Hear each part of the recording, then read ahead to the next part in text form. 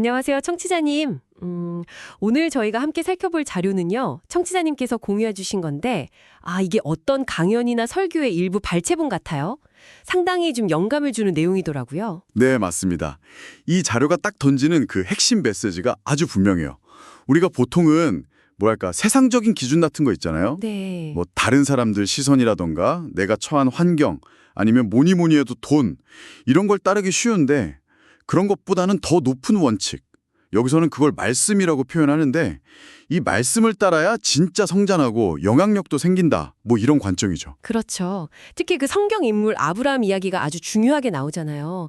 어떻게 그 익숙한 환경, 어찌 보면 되게 안락했을 수도 있는데 그걸 박차고 나와서 그 보이지 않는 약속, 그러니까 말씀을 따라갔는지 이걸 굉장히 강조하더라고요. 이게 쉬운 결정은 아니었을 텐데요. 맞습니다. 그래서 오늘 저희가 이 자료에서 말하는 어떤 인도하심, 또 성공, 그리고 내적인 확신 이런 독특한 시각을 좀 더 자세히 들여다보려고 해요.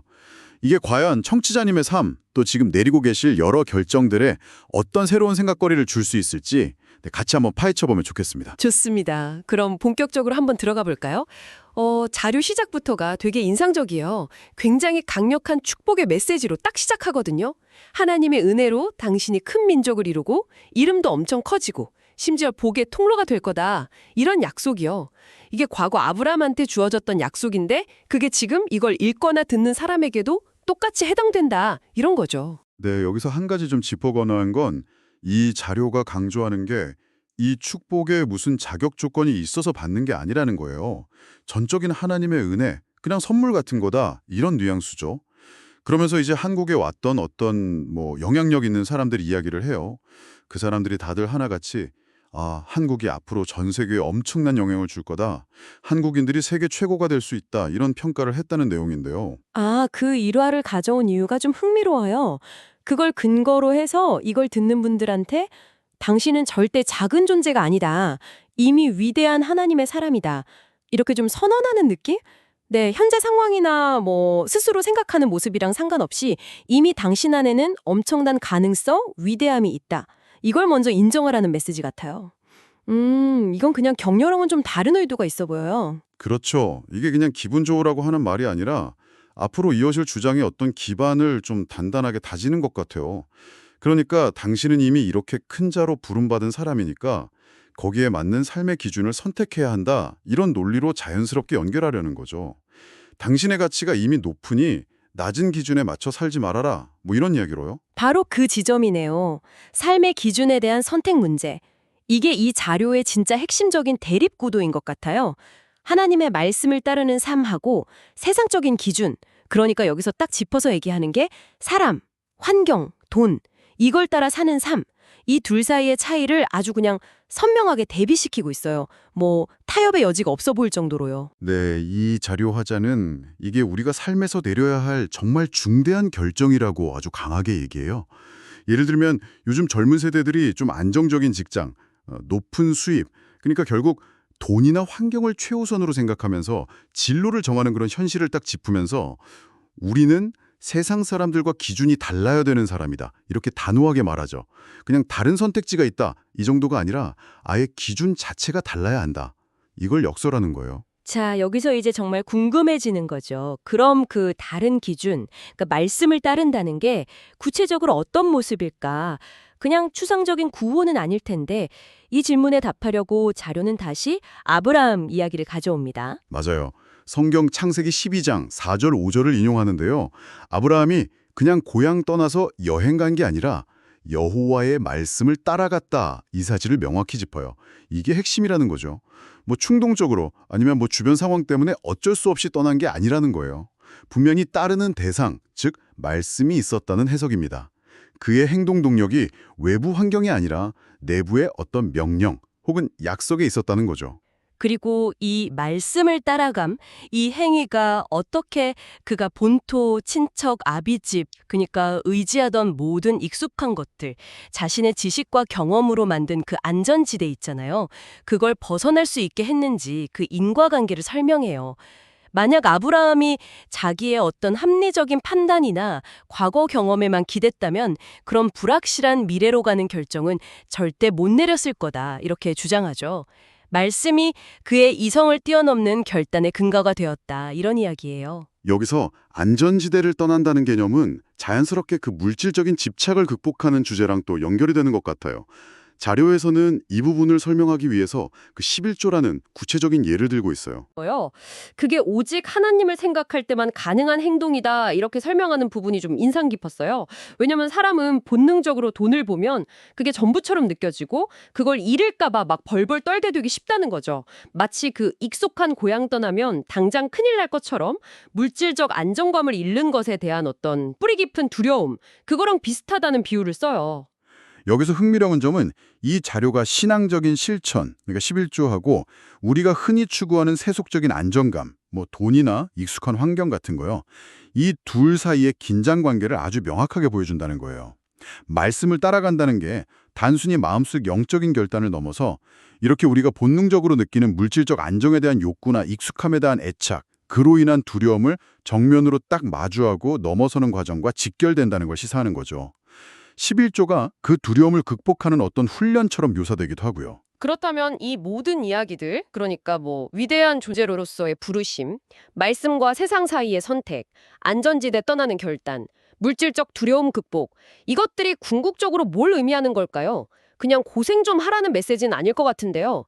자료는 여기서 아주 대담한, 어쩌면 세상의 일반적인 생각과는 정반대되는 주장을 펼쳐요. 이른바 역전 현상에 대한 이야기죠. 맞아요. 이게 진짜 이 자료의 좀 독특한 부분인데요. 세상의 기준, 그러니까 뭐 사람들의 인정, 평판, 유리한 환경, 풍족한 돈, 이런 걸 직접 좇지 않고 오직 말씀이라는 내적 원칙에만 집중하면 역설적이게도 그 세상적인 것들이 오히려 당신을 따라오게 된다는 주장이에요. 환경이 당신한테 유리하게 바뀌고 필요한 물질들이 공급되고 사람들이 당신을 지지하고 따르게 된다는 거죠. 순서가 바뀐다는 거예요. 반대의 경우에 대한 경고도 아주 명확하던데요. 사람을 따라가거나 환경 논리에 그냥 순응하거나 돈을 최우선으로 좇는 삶, 이건 결국에는 실패와 실망으로 끝낼 뿐이다. 이런 경고를 덧붙여요. 심지어 얼마나 우리 많은 실패들 거듭했습니까? 이렇게 직접적으로 물으면서 듣는 사람들의 과거 경험을 좀 상기시키면서 주장에 설득력을 더하려고 하죠. 마치 그 방법은 이미 해봤잖아요. 잘 안 된다는 거 알지 않습니까? 이렇게 말하는 것 같아요. 네. 이 관점은 우리가 보통 생각하는 성공 방식이나 삶의 목표 설정 방식 자체에 좀 근본적인 질문을 던지는 것 같아요. 세상이 정해놓은 성공 사다리를 막 한 칸 한 칸 열심히 올라가려고 애쓰는 대신에 내면의 원칙, 그러니까 이 자료 표현대로 말씀에 먼저 온전히 집중할 때 오히려 우리가 추구하던 외부적인 성공이나 결과물들이 자연스럽게 따라붙는다. 상당히 역설적이면서도 좀 매력적인 제안이죠. 하지만 그 말씀을 따라가는 길이 항상 뭐 평탄하거나 주변 사람들한테 박수받는 건 아닐 거라는 생각도 들어요. 자료에서도 이 점을 놓치지는 않는 것 같아요. 때로는 정말 아무도 내 곁에 없는 것 같은 그런 깊은 고독감, 외로움을 느낄 수도 있다고 솔직하게 인정하는 부분이 나오죠. 네, 맞아요. 그 강연자 본인의 개인적인 경험담처럼 들리기도 하는데요. 혼자 있을 때 문득 그런 외롭고 적막한 마음이 찾아올 때도 있다고 고백해요. 하지만 그럴 때마다 다시금 붙잡고 다짐하는 건 세상 사람들이 뭐라고 하든 어떤 상황에 처하든 하나님은 여전히 나와 함께 하시고 나의 길을 인도하시는 분이다 라는 어떤 내적인 확신이라고 말해요. 이 확신이 그 고독감을 이겨내는 힘이 된다는 거죠.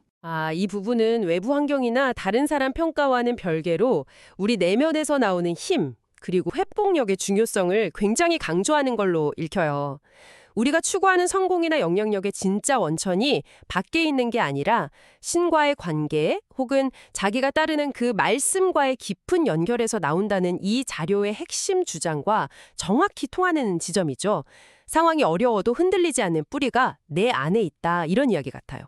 이게 우리 각자에게 좀 중요한 질문을 던져주는 것 같아요. 우리는 삶에서 예측 불가능한 어려움이나 불확실성을 딱 마주했을 때 과연 무엇에 더 의존하는 경향이 있을까요? 사람들의 지지나 인정, 안정적인 환경, 재정적인 여유 같은 그런 외적인 요인들일까요? 아니면 눈에 보이지 않더라도 내가 믿고 따르는 내적인 원칙이나 신념일까요? 이 자료는 명백하게 후자의 중요성을 그것도 아주 강력하게 역설하고 있는 셈이죠.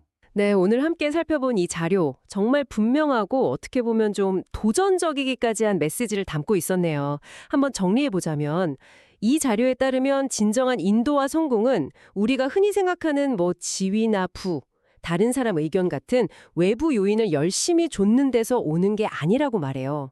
오히려 그보다는 신성한 말씀이나 자기가 따르기로 결정한 깊은 원칙에 스스로를 온전히 맞추고 정렬할 때 비로소 찾아온다, 이렇게 주장하고 있죠. 맞아요. 가장 핵심적인 전략은 말씀을 따르는 삶과 세상적인 기준, 즉 사람, 환경, 돈을 따르는 삶 사이의 근본적인 차이를 계속해서 선명하게 대조해서 보여주는 거였어요. 그리고 놀랍게도 전자의 길, 그러니까 말씀을 따르는 길을 선택할 때 역설적으로 후자의 것들, 그러니까 환경이나 물질, 심지어 사람들의 마음까지도 자연스럽게 따라오게 된다는 독특하고 강력한 관점을 제시했죠. 네, 그리고 아브라함의 여정이나 11조 예시 같은 구체적인 사례들을 통해서 이 말씀을 따르는 선택이 때로는 우리에게 익숙하고 편안했던 것들과의 어떤 의식적인 이별 또는 물질적인 안정에 대한 두려움을 정면으로 마주하고 극복하는 과정을 요구할 수도 있다는 점도 솔직하게 보여줬고요. 하지만 동시에 그 어려운 과정 속에서도 내적인 확신과 보이지 않는 존재, 즉 하나님의 동행이라는 약속을 통해 그 모든 걸 이겨낼 힘을 얻을 수 있다고 격려하고 있었어요. 결국 이 자료는 청취자님께 당신의 삶이라는 배의 방향키를 어디에 두고 항해할 거냐, 여기에 대한 아주 근본적인 질문을 던지는 것 같아요. 외부의 파도와 바람에 맡길 건지 아니면 내면의 나침반을 따를 건지. 네, 정말 그런 것 같습니다. 그래서 마지막으로 청취자님께 이런 질문을 던지면서 오늘 이야기를 마무리하고 싶어요. 오늘 저희가 함께 살펴본 이 관점을 한번 진지하게 생각해 보신다면 청취자님의 중요한 삶의 결정들을 이끌어가는 말씀 혹은 그게 무엇이든 간에 당신만의 깊은 원칙은 무엇인가요?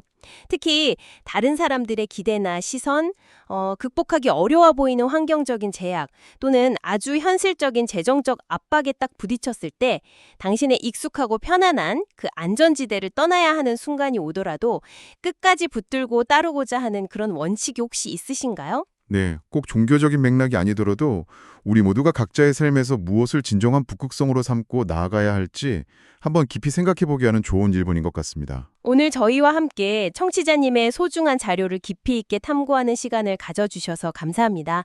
다음 시간에 또 다른 흥미로운 이야기로 찾아뵙겠습니다.